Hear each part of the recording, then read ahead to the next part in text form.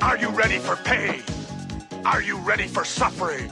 If the answer is yes, then you're ready. Men are not allowed to have preferences, standards, and boundaries.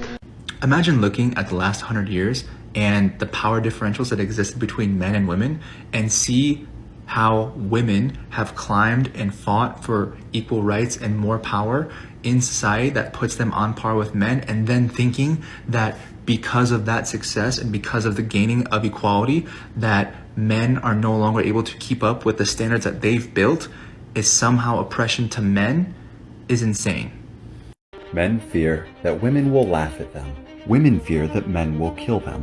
And this is why men, especially straight cisgendered white men, are so incredibly fragile. Historically speaking, in patriarchal systems, when women piss off men, they are putting themselves in life-threatening danger, which leads to women having to tone police themselves as a defense mechanism. Consciously or otherwise, women go out of their way to either withhold criticism from men or to deliver it as gently as possible, which results in an entire society of men that don't even realize that they expect to be coddled by the women in their lives. And so when rightly receiving criticism or anger from women, men tend to react like toddlers. So gentlemen, shut up, toughen up, and listen to and acknowledge the reality of the lived experience of women. Because it shouldn't take a straight-passing, cisgendered white man telling you this for you to listen. And I think to myself,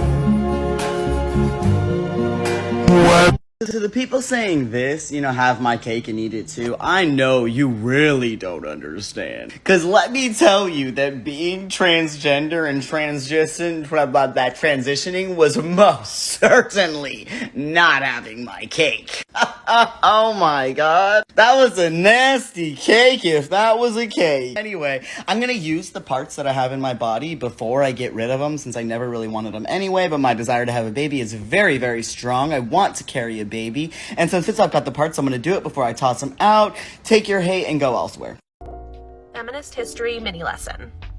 So every time I teach about feminist history and the feminist movement, often some well-meaning white woman in the classroom says something along the lines of, well, the difference between the 70s and now is that feminism was racist then, and today it's intersectional.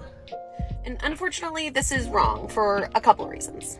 Besides the fact that feminism today is not, in fact, always intersectional, it misses the reality that many women of color were involved in establishing the feminist movement in the 60s and 70s.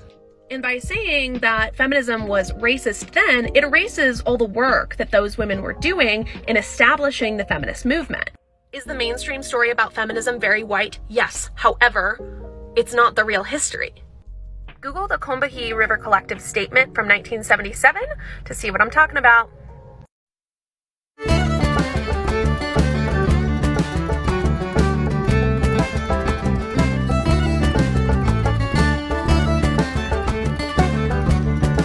Stitch this with the stupidest thing a man has ever mansplained to you.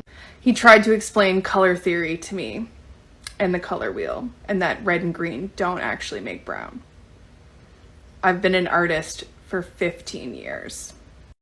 Boys really take you on a date and then have the audacity to say, "Oh my gosh, you're a feminist." Who, me? No, I like to be oppressed. I would like to chime in on the subject of the idea behind mansplaining. Now, I'm not mansplaining the concept of mansplaining here. I am doing what people like myself who have ADHD frequently do when they're explaining a subject. That is, to some degree, we tend to overanalyze and overexplain something. This is due to something called hyperfixation. And being that roughly 4/5 of all people with ADHD are male, this explains the phenomenon that is being labeled as mansplaining.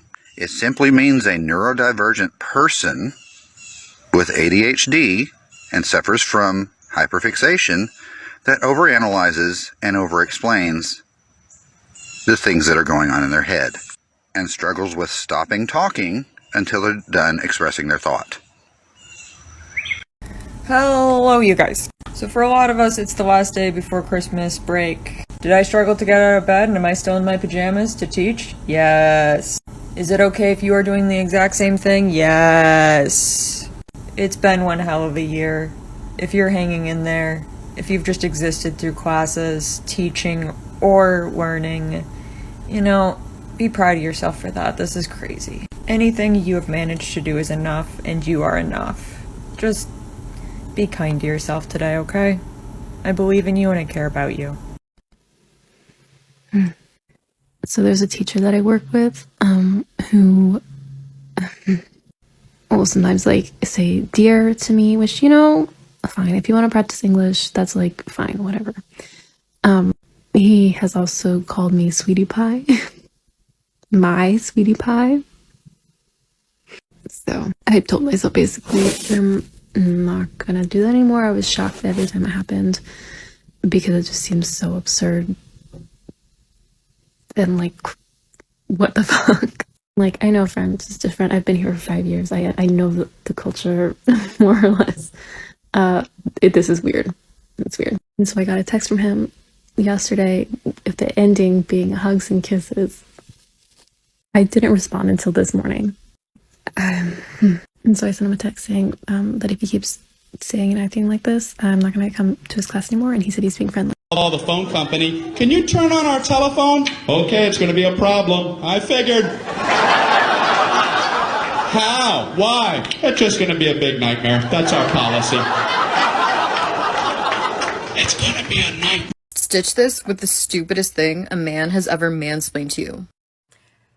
A dude literally tried to mansplain what a meme is to me today.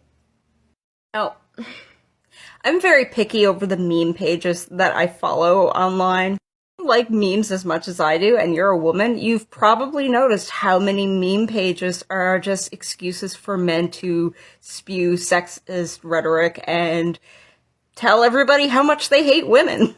So this guy just posted an article today that was just like a dude being sexist, and he thought it was funny. I commented, I was like, I thought this was a meme page. It's not a fucking meme, it's you posting an article. And he went on to explain to me what a meme was. The entire comment section just turned into men telling me how much they hate women. I spent the majority of my lunch break trolling these guys.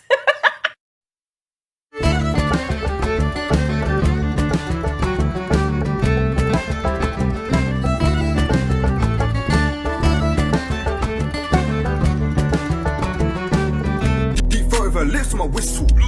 Come give me a tune. Deep throat, what you put my flute?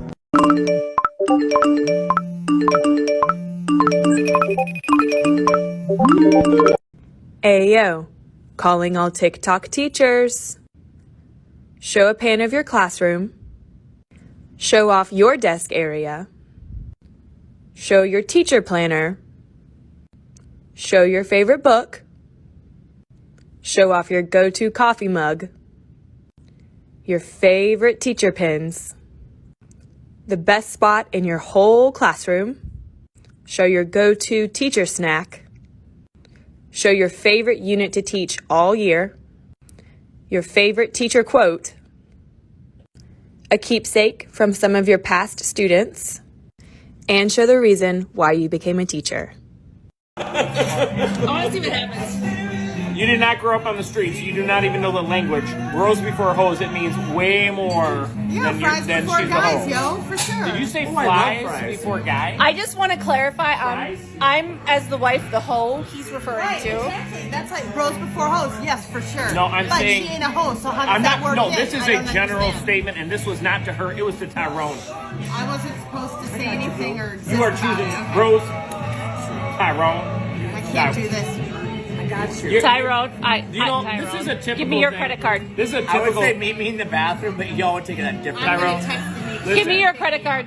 No, I'm not gonna have it. This is a typical thing that women do when they make it about themselves. You don't make things about yourself. Dude, I'm about to go viral. You're not helping you at all.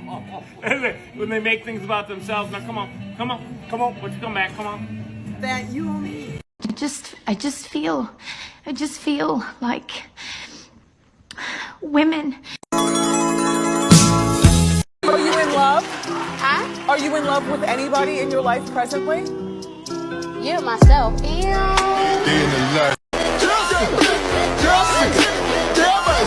I don't know, maybe it's the former gifted kid mentality, but we can definitely do better.